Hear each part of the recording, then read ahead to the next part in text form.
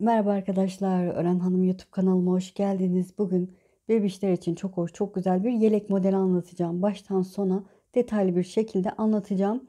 İlk defa yapacaksanız bile benimle birlikte kolaylıkla yapabilirsiniz. Hiç tereddüt etmeyin. Modelimiz çok kolay, robası da o kadar ki kolay. Öncesinde robasını anlatmıştım. Bu sefer hem robayı hem de yeleğin desenini anlatacağım. Tamamen yapımını anlatacağım dediğim gibi. Ne kadarlık bebişleri olur diye sorarsanız ben ince bir ip kullanacağım arkadaşlar. Şöyle göstereyim. Bir yumaktan çıkıyor modelimiz 340 metre. Gördüğünüz gibi 100 gram 340 metre iple öreceğim. Bir yumak çıkıyor. Hatta azıcık biraz artıyor bile. İnce ip kullanırsanız 6 ay 1,5-2 yaşa kadar uyar. Çocuğun kilosuna göre, elinizin sıkılığına, genişliğine göre.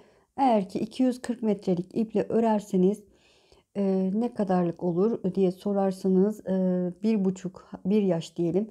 1 yaş ile 3 yaş arası olur arkadaşlar. Dediğim gibi ipin kalınlığı, elinizin sıkılığı, genişliği çok önemli. 80 ilmek başlayacağım ben. İp olarak deve yünü. Şöyle göstereyim. Nako Lüks Minnoş.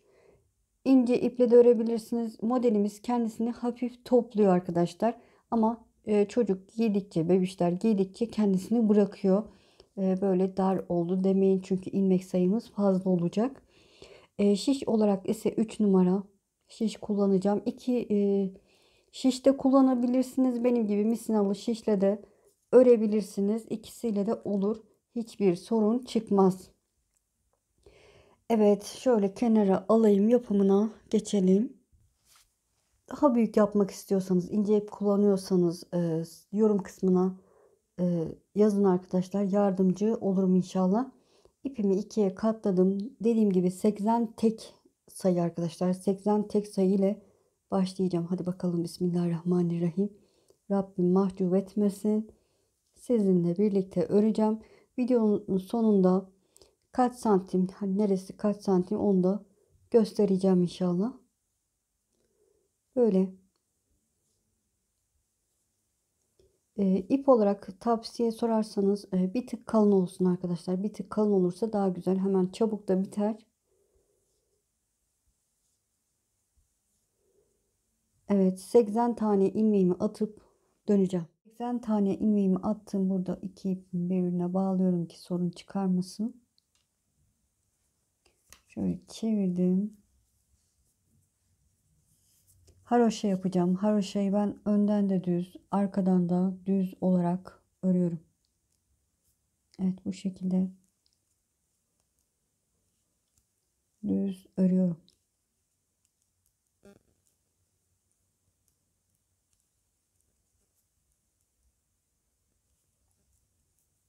Evet, haroşamızı örerek sıranın sonuna kadar gelelim. Sıranın sonuna yaklaştım. Son 3 ilmeğim kaldı. Onları da haroşa örerek sıramı tamamladım. Çevirdim. Şöyle ipimi kendime doğru alıp ilk ilmeğimi örmeden sağ şişimi alıyorum. Ve haroşa örgüme devam ediyorum. Çıkışta son ilmeğimizi ördüysek girişte örmüyoruz. Çıkışta örmediysek girişte örüyoruz. O şekilde kenarı düzgün oluyor.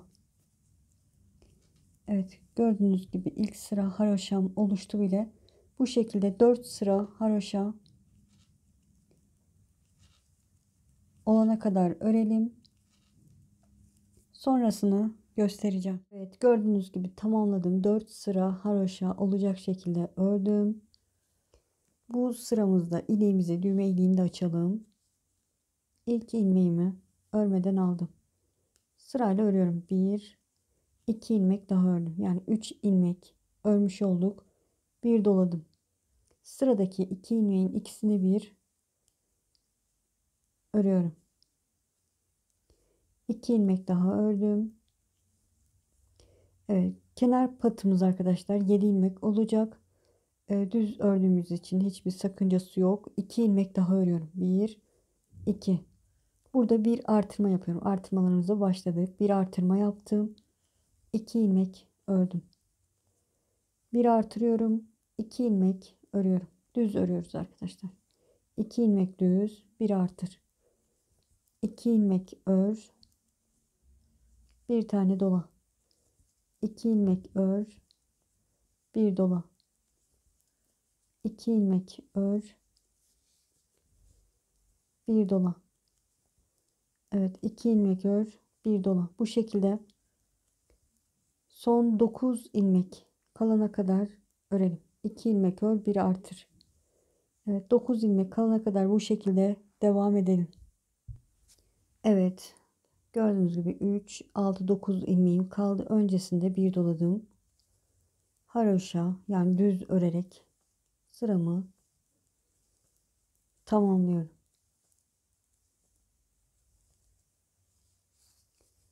Çevirdim.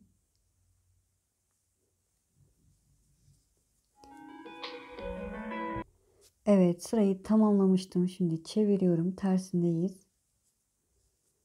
Tersinde 7 ilmek haroşa örüyorum. İlk ilmeğimi örmeden aldım. Bu 1 2 3 4 5 6 7 ilmek haroşamı ördüm. Ters örüyorum. Şimdi modelimizin arka yüzünü ters olarak örüyoruz. Artırdığımız ilmekler de ters olarak örülecek. Son 7 ilmek kalana kadar ters örüyoruz.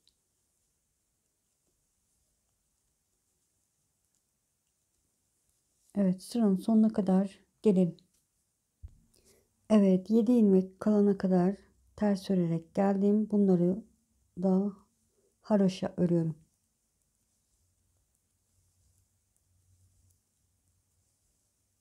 Evet, ters sıramı tamamladım, çevirdim. Ön yüzdeyim.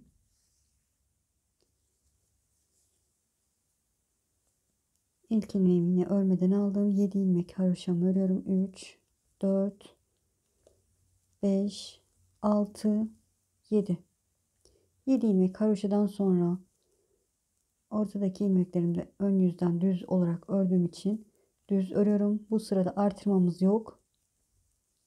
6 sıra önden düz, arkadan ters öreceğiz. Haroşalarımızda haroşa yapacağız. Bu şekilde devam edeceğiz. Evet, önden düz, arkadan ters öreceğiz. Birinci sıramızdayız arkadaşlar. Son 7 ilmek kalana kadar düz öreceğiz. Onları da haroşa örüyoruz zaten.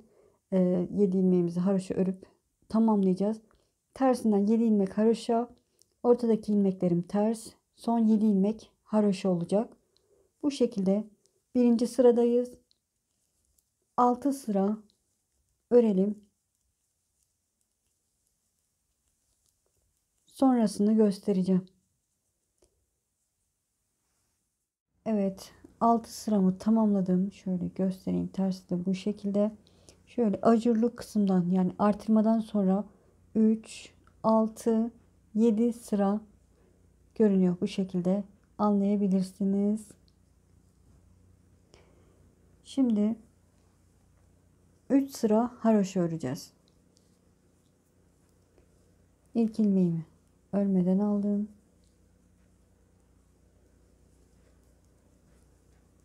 Haroşaları biliyorsunuz düz olarak örüyorum. Ön yüzden de düz, arka yüzden de düz olarak örüyorum. O yüzden bu sıramızda bütün ilmeklerimizi düz olarak örelim. Evet, ön yüz sıramı tamamladım, çevirdim. Tersinden de haroşa yani düz olarak örüyorum.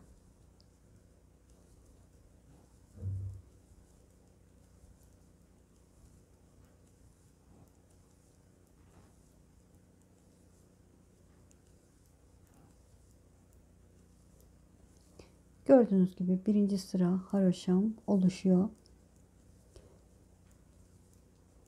3 sıra haroşa olacak şekilde örelim arkadaşlar. Sonrasını göstereceğim. Gördüğünüz gibi 3 sıra haroşamı tamamladım. Şimdi yine artırma sırası yapacağız. Buradaki gibi aynı işlemi uygulayacağız.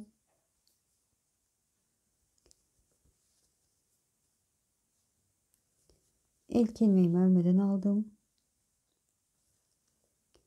2, 3, 4, 5, 6, 7, 8, 9 ilmek ördüm. Burada yaptığımız gibi düğme iliği yapmadık sadece. 9 ilmek ördük. Bir doladık. Şöyle ben yine de 3, 6, 9. Evet. 9 ilmek ördüm. Bir doladım. 2 ilmek ördüm. Bir doladım.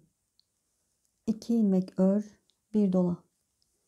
2 ilmek ör. Bir dola. Evet. 2 ilmek örüyoruz. Bir artırıyoruz. Bu şekilde. Son 9 ilmek kalana kadar öreceğiz.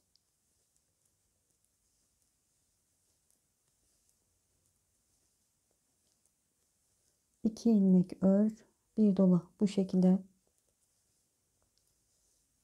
dediğim gibi 9 ilmek kalana kadar örelim. Evet, gördüğünüz gibi 3, 6, 9 ilmeğim kaldı. Öncesinde bir tane doladım ve düz örerek, yani haroşa örerek sıramı tamamlıyorum. Çevirdim. Tersinden 7 ilmek haroşamı örüyorum. 1, 2, 3, 4, 5, 6, 7 ilmek haroşamı ördüm. Modelimin arkasını ters örüyorum. Evet, artırdığımız ilmekler de ters olarak örülecek. 7 ilmek kalana kadar ters örelim. Evet, son 7 ilmeğim kaldı. Onları da haroşa örerek sırayı tamamlıyorum. Çevirdim, ön yüzdeyim. Ajurdan sonra, yani artırmadan sonra arkasından bir sıra ters ördük. Şimdi 3 sırada, pardon, 6 sırada düz devam edeceğiz arkadaşlar. Önden düz, arkadan ters olacak. Haroşalarımızda yine kenar bantlarımız haroşa olacak. Şöyle dediğim gibi önden düz, arkadan ters olacak. Düz örerek devam ediyorum. Burada yaptığımız işlemin aynısı. Birinci sıradayız. 6 sıra, toplamda 6 sıra öreceğiz. 6 sıra ördüğümüzü nasıl anlayacağız? Yine tersinden göstereceğim arkadaşlar size. Ne kadar örüp e, anlayacağınızı. Evet, dediğim gibi çok konuşuyorum. Kusuruma bakmayın. Daha iyi anlatabilmek adına, eminim çoğunuz da biliyorsunuzdur ama önden düz, arkadan ters öreceğiz. Haroşalarımızı unutmayacağız. Kenar bantlarımız haroşa olacak. 6 sıra olacak. İlk sıramızdayız. Sonrasını göstereceğim. Evet, ben 6 sıra ördüm. Şöyle tersini çevirelim. Nasıl anlayacağız onu göstereceğim. Burada artırma yapmıştık, hatırlıyorsunuz. Artırmadan sonraki terslerimizi sayalım. Bakın. 1, bakın bu 1, 2, 3, 4, 5, 6, 7 sıra örmüşüm. O şekilde anlarsınız. Evet. 3 sıra haroşa öreceğiz. Onu göstereceğim.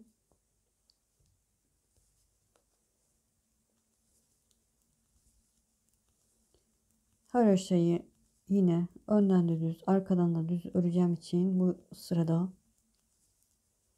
oluşmayacak. Haroşa, yani düz örerek sırayı tamamlayalım. Evet, ön yüz sıramı tamamladım. Çevirdim. Tersindeyim. Tersinde de yine haroşa öreceğiz. Bütün ilmeklerimizi haroşa olarak örüyoruz.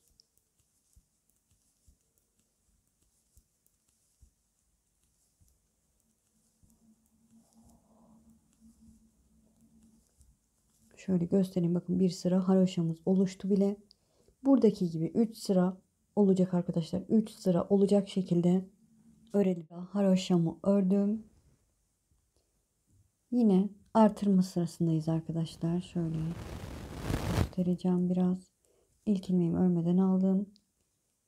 Ne yapıyorduk? 9 ilmek örüyorduk. 2, 3, 4, 5, 6, 7, 8, 9 ilmek ördük. Bir artırdık. 2 ilmek ördük.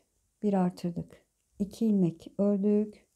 Bir artırdık. Burada yaptığımız işlemin aynısını uyguluyoruz. 2 ilmek ör, bir artır. 2 ilmek ör, bir artır. Evet, 2 ilmek ör,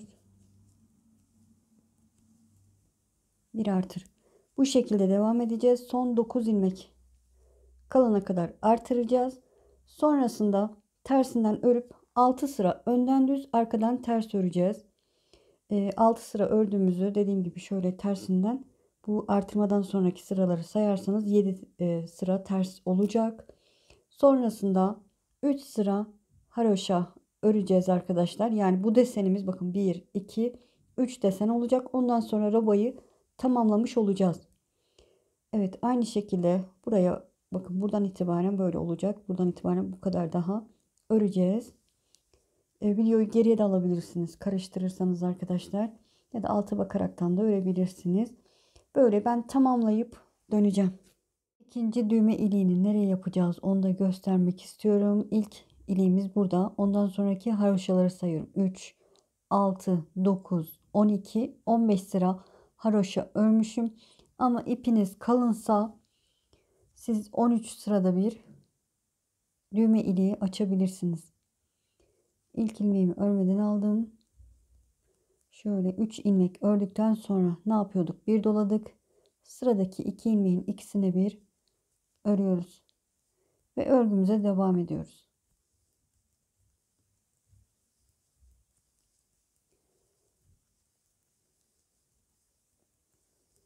Evet, düğmeliğimizi de yaptık.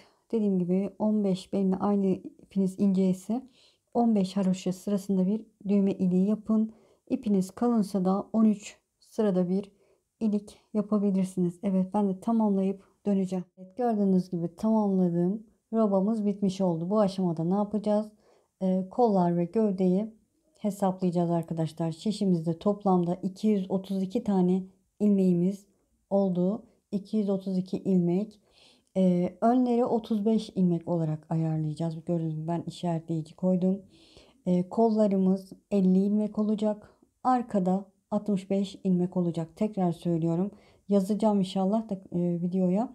Yine de söyleyeyim. Önler 35, kollar 50, arkada 60 ilmek olarak ayarlayacağız. Hırka yapmak istiyorsanız arkadaşlar önce kollarını örüp bitirebilirsiniz. Sonra gövdeyi birleştirebilirsiniz. Ama yelek yapmak istiyorsanız da şimdi benimle birlikte kollarını keseceğiz arkadaşlar. Evet. Daha kolay böyle yerlerini karıştırmamak adına işaretleyici koydum. Siz de koyabilirsiniz. İlmek aralarına, ayrım yerlerine. 35 ilmeğimi, önler için 35 ilmeğimi örüyorum. Evet. 35 ilmeğimi örüp döneceğim. 35 tane ilmeğimi ördüm. Burada işaretleyicimi kaldırıyorum. Ee, Buradaki ilk ilmeğimi de örüyorum. Sonra onu sol şişime aktarıp ikisini bir örüyorum. Kol kesimini yapıyoruz. İlmeğimizi sol şişimize aktardık. İkisini bir ördük. İlmeğimizi sol şişimize aktaralım. İkisini bir örelim. Evet, bu şekilde 50 tane ilmeğimizi keselim. Evet, kesip döneceğim. Evet, 50 tane ilmeğimi kestim. Burada işaretleyicimi çıkartıyorum. Bu 50. ilmeğim arkadaşlar. Onu sol şişime aktardım. İkisini bir ördüm. Arkaya geldik. Arkada 65 ilmek öreceğiz. Evet, 65 ilmeğimizi örelim. Diğer kol kesimini göstereceğim. 65 ilmeğimi ördüm. Burada işaretleyicimi çıkartıyorum. Sıradaki ilmeğimi örüyorum. Onu sol şişime aktarıp 2 ilmeğin ikisini bir örüyorum. İlmeğimizi sol şişimize aktarıp ikisini bir örüyoruz. 30 pardon, özür dilerim. 50 tane ilmeğimizi keseceğiz. Evet.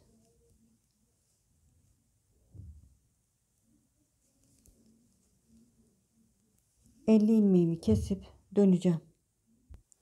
50 ilmeğimi kestim. Şöyle burada işaretleyicimi çıkartıyorum. Bu ilmeğimi sol şişime aktardım. 50. ilmeğim olduğu için onu da keseceğim. Ve 35 tane ilmeğim kaldı. 35 ilmeğimizi örelim. Sonrasını göstereceğim. Sıramı tamamladım. Çeviriyorum. Şimdi tersinden gövdeyi birleştireceğiz. İlk ilmeğimi örmeden aldım. Haroşalarımı örüyorum. 7 ilmek. 3, 6, 7 ilmek. Burada düz örüyorum arkadaşlar. Yani düz örgüme devam ediyorum. Evet, tersinden düz örüyoruz. Koltuk altına kadar, yani buraya kadar gelelim. Evet, koltuk altına yaklaştım. Son 2 ilmeğim kaldı. Onları da düz olarak ördüm. Şöyle modelimizin düzünü çevirelim arkadaşlar. Burada 4 ilmek çıkartacağım. Nasıl çıkartacağım? Bakın. Bu 2 ilmek arasına şöyle 2 ilmeğin arasına şişimi batırdım. İlmek aldım. Şişime geçirdim. Ön yüzden yapıyoruz bak. Bir ilmek çıkardım. Şimdi bu son ilmekle bir önceki ilmeğin arasına bu şekilde giriyorum. Tığla da yapabilirsiniz. İlmek aldım. Şişime geçirdim. 2 oldu. Son 2 ilmeğin arasına girip ilmek alıyoruz. Şişimize geçiriyoruz. 3 oldu. Son 2 ilmeğin arasına girip ilmek aldım. Şişime geçirdim. Evet, 4 ilmek çıkarttık. 4 ilmek çıkardıktan sonra örgümüze devam ediyoruz.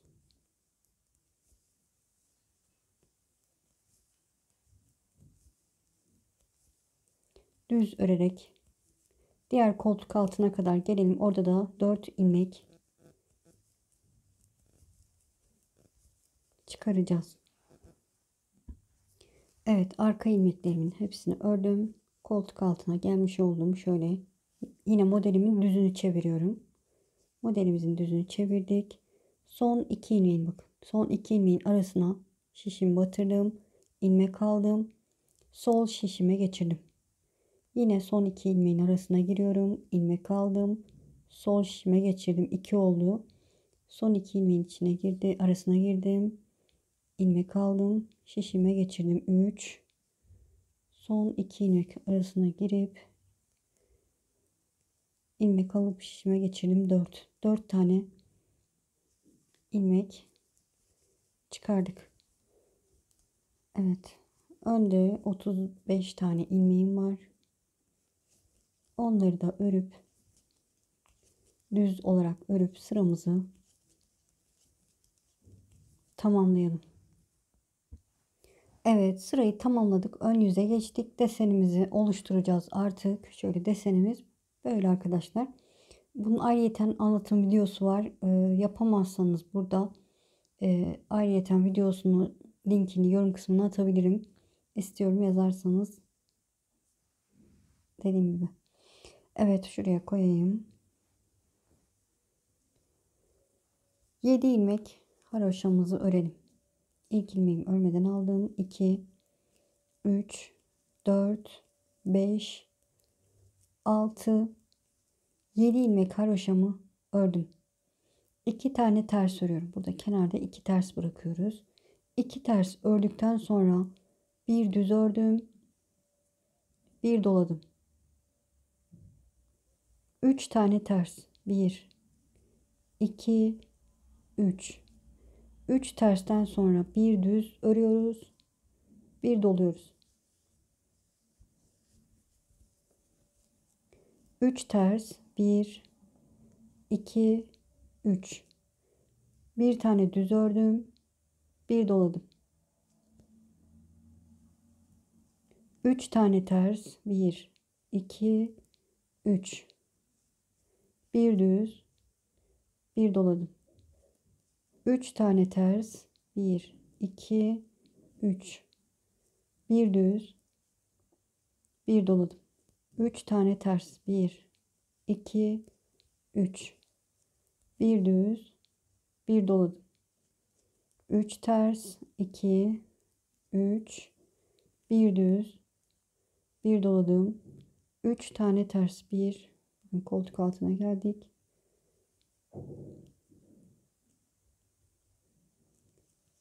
2 3. 3 tersten sonra bir düz, bir doladık. 3 tane ters, 1 2 3. Bu şekilde devam ediyor arkadaşlar. 3 ters, bir düz, bir dola. 3 ters, bir düz, bir dola. Bu şekilde son 7 ilmek, hatta son 9 ilmek kalana kadar örelim. Evet, sıranın sonuna yaklaştım. Şöyle göstereyim. En son 3 ters, bir düz, bir dola ördüm. Şurada 3 6 7 ilmek. Başta kenarda 2 ilmek bırakmıştık arkadaşlar. 2 tersten sonra başlamıştık. Burada da 2 ters olması için bir düzden sonra bir doladım. 2 tersin ikisini bir ters olarak ördüm. Çünkü 2 tane olmasını istiyorum. Baştaki gibi olsun. Evet, 2 ters ördüm ve haroşa örerek sıramı tamamladım.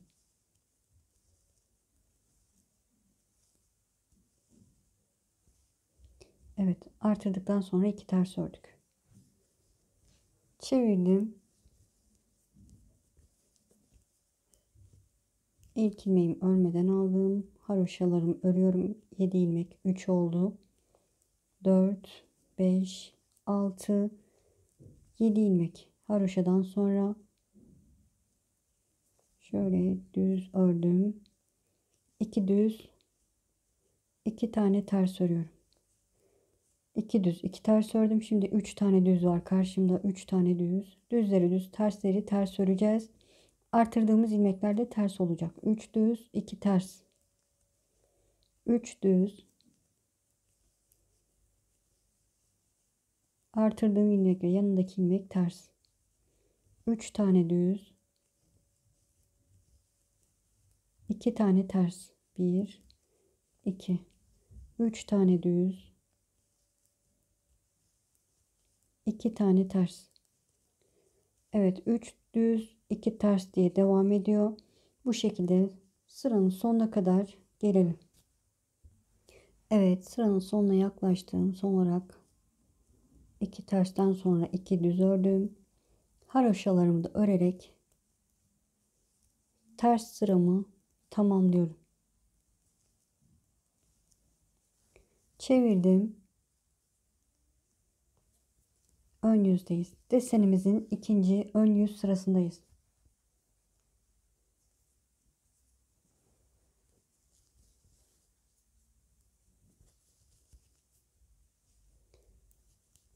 Kenar haroşalarımı örüyorum. 7 ilmek. 3 6 7. Karşımda 2 ters var. Ters örüyorum. 1 2 ters. 2 tane düzüm var. Düz örüyorum. Bu sırada hiçbir işlem yok. Tersi ters, düzü düz öreceğiz. 3 ters var. 3 tanesini ters ördüm. Karşımda 2 düz var. Düz örüyorum. Tersleri ters, düzleri düz örüyoruz. Modelimiz çok kolay arkadaşlar. 3 tane ters, 2 tane düz. 3 tane ters, 2 tane düz. Evet, bu şekilde örerek sıramızı tamamlayalım. Evet, düz sıramı tamamladım. Çevirdim. Tersindeyim.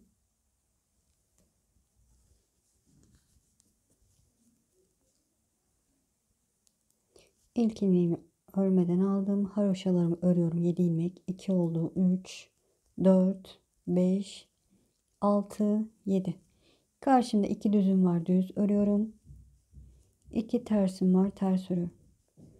3 düz. Düzleri düz, tersleri ters öreceğiz. 2 ters. 3 tane düz.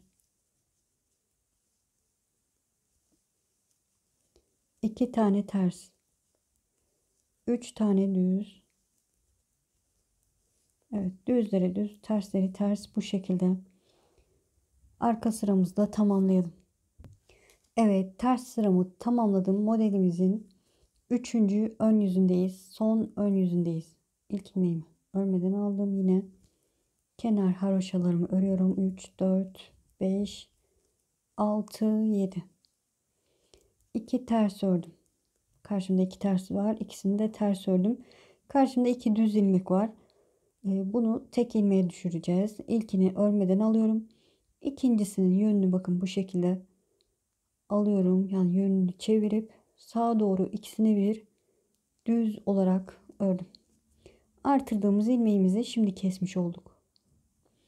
3 tane ters. 1, 2, 3. Yine karşımda 2 düz ilmek var. İlkini örmeden aldım.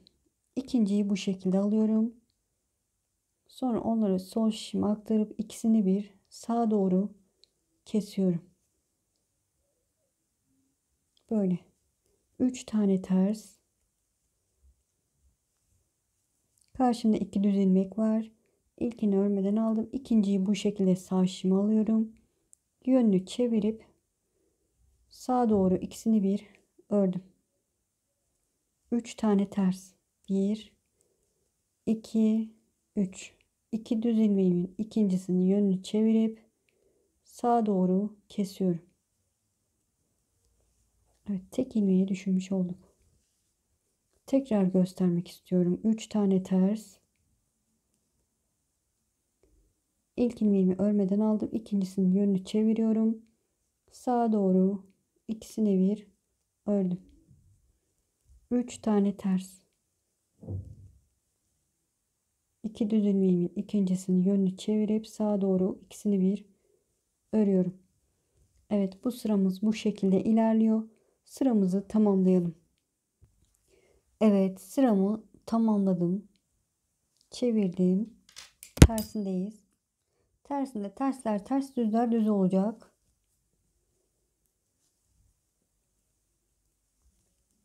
Kenar haroşalarımı örüyorum hızlıca. Evet, karşımda 2 düz ilmek var. 2 düz ördüm. Ters ilmeklerim 2 taneydi. Eksiltme yaptığımız için 1'e düştü. 1 ters, 3 düz. Evet, 1 ters, 3 düz. Tersleri ters, düzleri düz örüyoruz. Bu şekilde. 1 ters, 3 düz. Bu şekilde sıramızı tamamlayalım. Evet, ön yüze geçtim. Bir desenimizi tamamlamış olduk. Şimdi ilk ön yüzde ne yaptıysak aynı işlemi yapacağız. Yani ikinci desene başlayacağız. Modelimiz toplamda arkalı önlü 6 sıradan oluşuyor. Evet, 7 ilmek haroşamı ördükten sonra ne yapmıştık? 2 ters örmüştük. Bir düz örmüştük. Bir dolamıştık. Sonrasında 3 ters, bir düz, bir dola. Evet, ilk başlarken düz ilmeğimiz yoktu ama şimdi düz ilmeğimiz var. Yeri belli arkadaşlar. 3 tane ters, bir düz, bir dola. 3 tane ters, 3 ters, bir düz, bir dola. 3 tane ters, bir düz, bir dola. 3 tane ters, bir düz, bir dola. Evet. Bu şekilde devam ediyor. Birinci ön yüzümüzü bu şekilde bitiriyoruz. Tersinde de 3 ters pardon 3 düz 2 ters 3 düz 2 ters şeklinde devam ediyor. Yani tersleri ters, düzleri düz.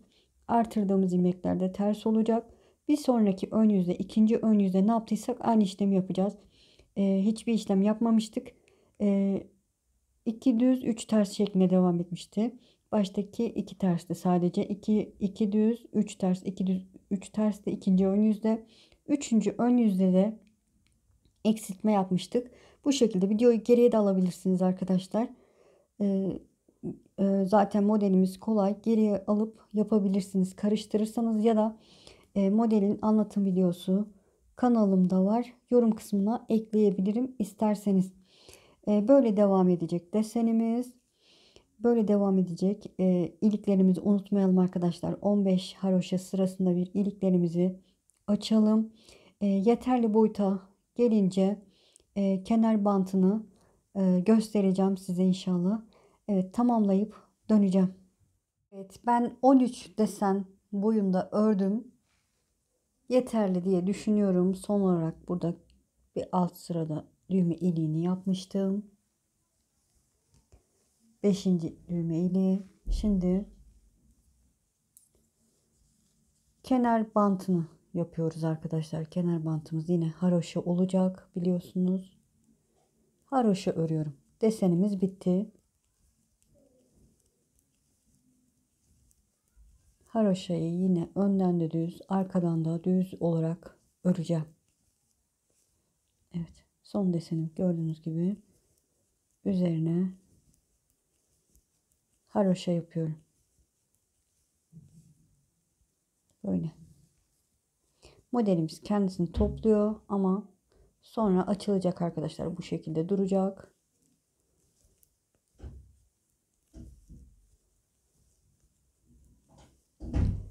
Beş sıra haroşa örelim. Sonra kesimini yapacağız. 5 sıra haroşa olacak şekilde ördüm. Şimdi kesimini yapacağız. Şöyle ilk ilmeğimin yönünü çevirip iki ilmeğin ikisini bir örüyorum. İlmeğimizi sol şişimize aktarıyoruz. İki ilmeğin ikisini bir örüyoruz.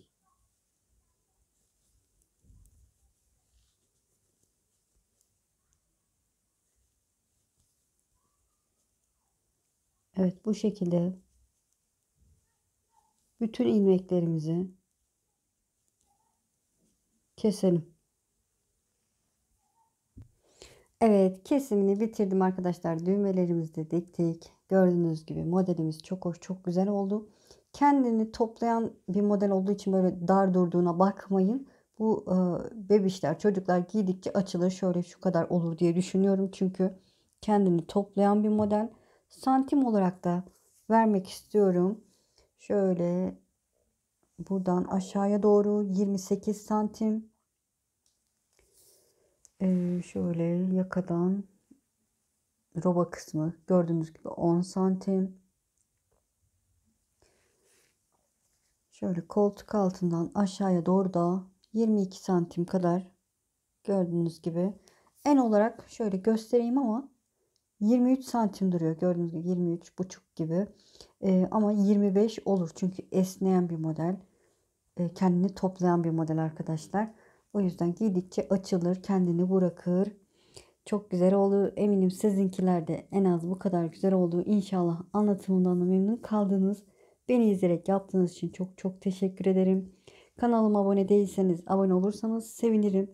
Videolarımı beğenip paylaşırsanız, yorum yaparsanız, kaydederseniz, paylaşırsanız bana destek olmuş olursunuz. Sizi çok seviyorum. Kendinize iyi bakın. Allah'a emanet olun. Hoşça kalın.